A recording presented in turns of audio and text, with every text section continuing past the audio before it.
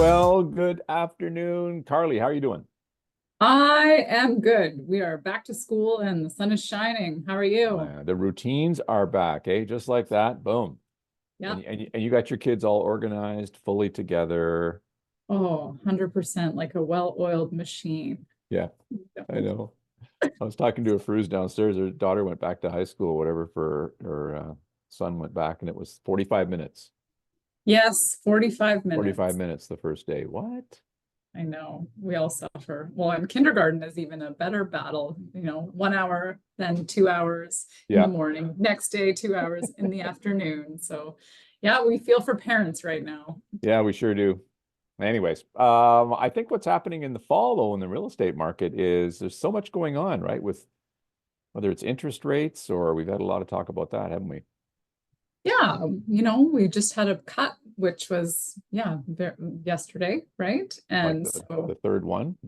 yeah, so things are really heading in the right direction. And I think buyers are optimistic, cautiously optimistic, as you But know. but they are waiting though, right? And we can talk about that. Well, maybe we should talk about that while I'm calling up this month's sales report. Here we go. And I think the one of the things we were talking with Andrew Miller from the Miller team just before we started was that buyers are kind of waiting for more rate reductions.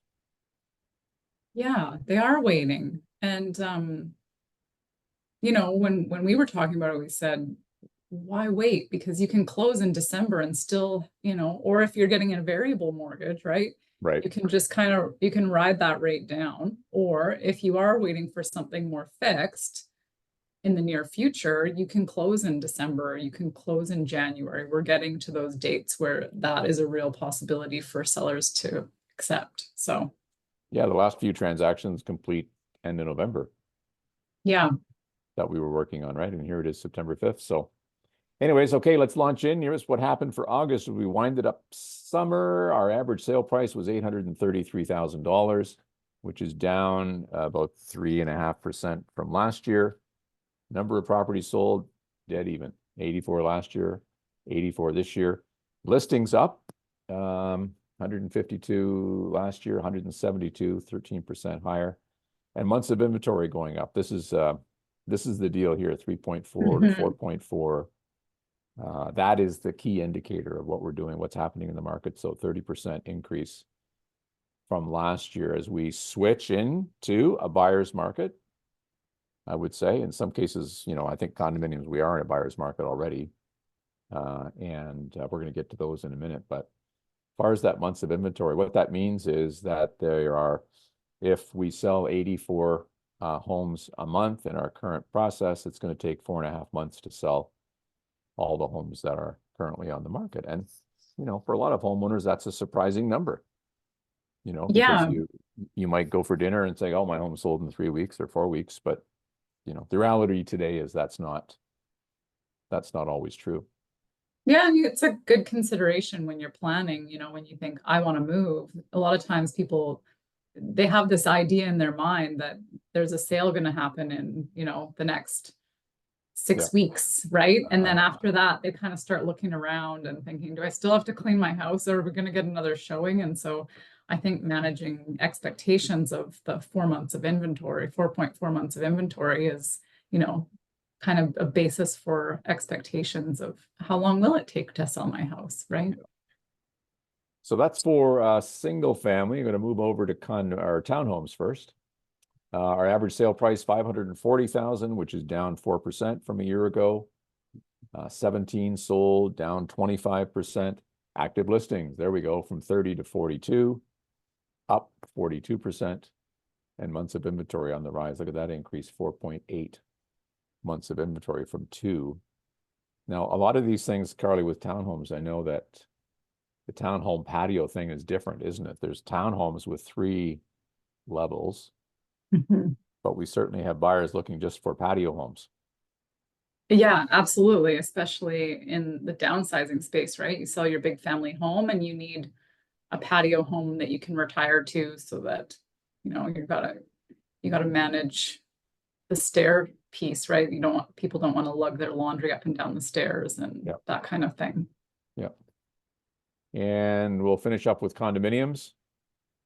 Here's the big change. We get to condominiums. Our average sale price. This is interesting. You know, the sale price is up to 448, up 11%.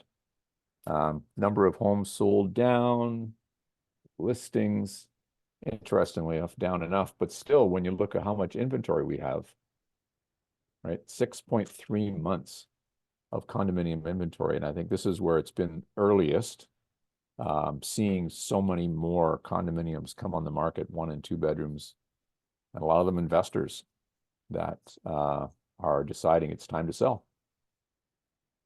Yeah, absolutely, right? Because the cash flow piece doesn't necessarily work as well anymore, right? Yeah, so if the buyers are owners, right, I'm going to move into your condominium, and they have these 6 or 8 or 10 to look at least. I know you've been out with condominium buyers, think, oh, let's go to this building now, let's go to that building now. There is that sense of urgency, isn't there? Is it? No, definitely not. There's a lot of options for people right now. Mm-hmm. Yeah, and so it's interesting too when you look at the average selling price, because depending on where you are in the market, like definitely there is a rental group of condominiums, but when you move downtown with the ocean views and stuff, there's also like a luxury condos with views and the nice concierge piece at the bottom, right, with the Mm-hmm. different features. And so I think maybe that's probably what's driving the average selling price up a little bit, and maybe from last year over this year. Yeah. Let's just finish up with a couple of things. Talk about that timeline to sell between now and the end of the year. You know, we're recording this September 5th.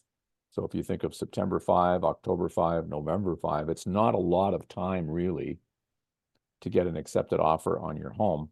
And to illustrate that, I noticed today there are 16 new listings that come on the market, and only 6 of those are actually new listings. The other 10 are existing homes, condominiums, townhomes, lowering the price. So coming back on the market at a new price. And this is a common, you know, strategy that homeowners are using to, you know, pique everybody's attention again. Here's my new house. It's the same house, but it's a new price, or I did something different to it. Maybe I did some updates to it, but typically it's the price. That's the lever that you have to pull when your home's on the market, right? What do I need to do?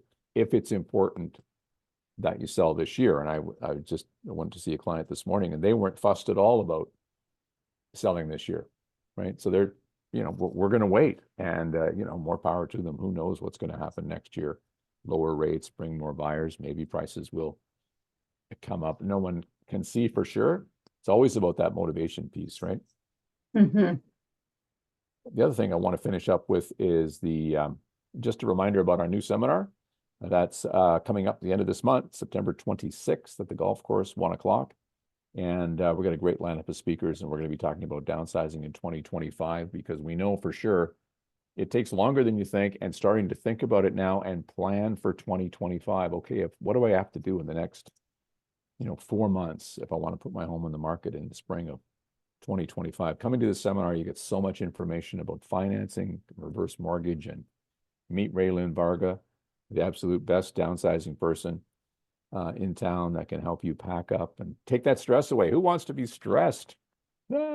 Nobody. So lots of little steps, and get organized, right, before you're ready to sell. So good so place reach out to go. us, 250-616-3641, or you can email me, Ian@ianthompsonrealestate.com. Okay, have a great day, Carly. You too. Thanks.